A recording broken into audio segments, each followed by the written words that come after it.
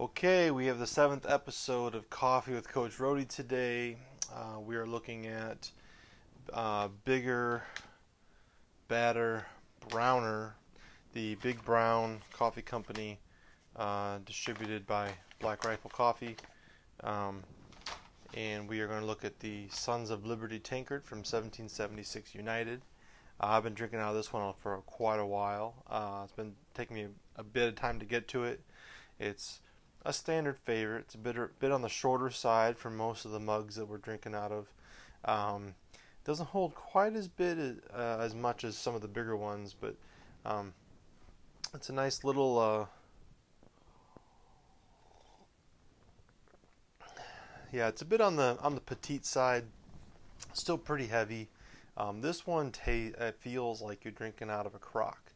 The rim's a little bit on the rough side, and it feels older. It feels much more rustic, farmhouse than the rest of the mugs.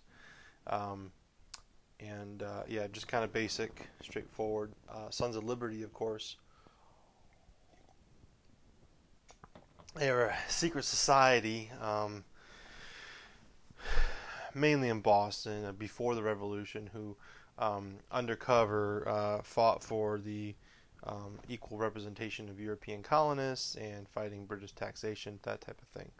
And you'll see that the image on this mug is a play on the Sons of Liberty flag and the Join or Die flag. Okay. Big Brown Coffee Company. Okay, I wasn't too sure what to think about this. I was intrigued by the bag. I like the packaging. It's done very well. This coffee is, okay, when you roast it, I wasn't getting, it was very fruity before you roast it. After you roast it, you get dark smells, dark flavors. And then when you're drinking it, this coffee is,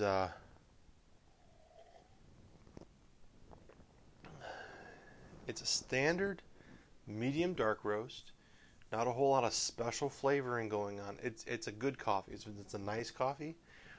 But at the very end, after you swallowed, there's still some heat in there, almost like when you're eating chilies. Okay, so for me, I'm like, I wonder if they put a chili in with the roasting process or something like that. I've never had a coffee do that to me before. So when it's hot in the mouth, you swallow it, it's gone. And then the throat still has some heat on it for like 30 seconds or so afterwards. So I'm not sure. Maybe they are doing something with capsaicin. I don't know.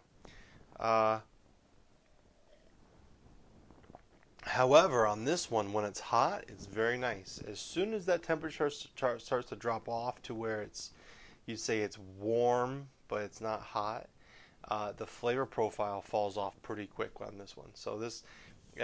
for me, like when you're drinking cheap coffees, when it's hot, it's okay. Like Starbucks, okay? When it's hot, McDonald's coffee, right? When it's hot, it's okay. And then as soon as it gets cold, it's like the worst thing on the planet. This coffee does that. When it's hot, it's great. When it gets cold, it kind of falls off a little bit. Not on the level of McDonald's. Like it's way better than that, but it has that profile on it. So I want to talk about the Jolly Big Throws Clinic. We're going to be hosting that at Youngstown University on December 21st, okay? It's been previously held at Grand Valley State University in Michigan, and I think a lot of people couldn't travel to it because of the weather being in Michigan, and we're going to bring it a little further south. It's still the wintertime, but we host it right around Thanksgiving. Most people are out of school. They can travel. They can even fly in a little bit. We usually get people that fly in, a handful of people. We're expecting a lot of people this year, so we've got an early bird registration up. It's live on the website. Go and check it out. We've got speakers lined up. Chris Bassich. Chris Bassich is a Mount Union alumni, just like myself. He was actually my first college coach. He has PhD in education. Fantastic speaker, fantastic track coach, and he is probably the only NCAA national champion in the 15-pound shot. So if you want to hear that story, come to the clinic. We've got Crystal Johnson coming. Crystal Smith Johnson, Canadian hammer thrower, married to Kibwe Johnson, U.S. hammer thrower. Okay, she's going to be flying up and come in and run the weight for us and give us a couple of lectures. We've got Dane Miller coming. Dane Miller, everyone pretty familiar with garage strength and earth-fed muscle. He has been a consistent presenter at the Big Throw Clinic the last 4 years. This will be his 5th year, where we're going to be really excited to have him come in. He always gets people really fired up and brings a bunch of athletes. And Dane has a cutthroat approach to what works and what doesn't. And we really like his style with the kids. Now, if you're thinking about coming to the clinic, but you're not too sure kind of what it's going to be like, we are going to be releasing videos and pictures from past clinics. And if you want to look at lectures, okay, we've got some lectures on Rodhe Sport from ones that I've done and recorded that you can go and look at. We've actually got a little promo on right now. If you sign up for our mailing list on the website, you get a little promo code for to purchase some lectures. And that way you can kind of get an idea of some of the topics that we're going to be talking about at the clinic. Kind of advanced stuff. It's a little bit different. It's definitely, you're going to be exposed to some great information, some new information from people who are in the field doing it right now.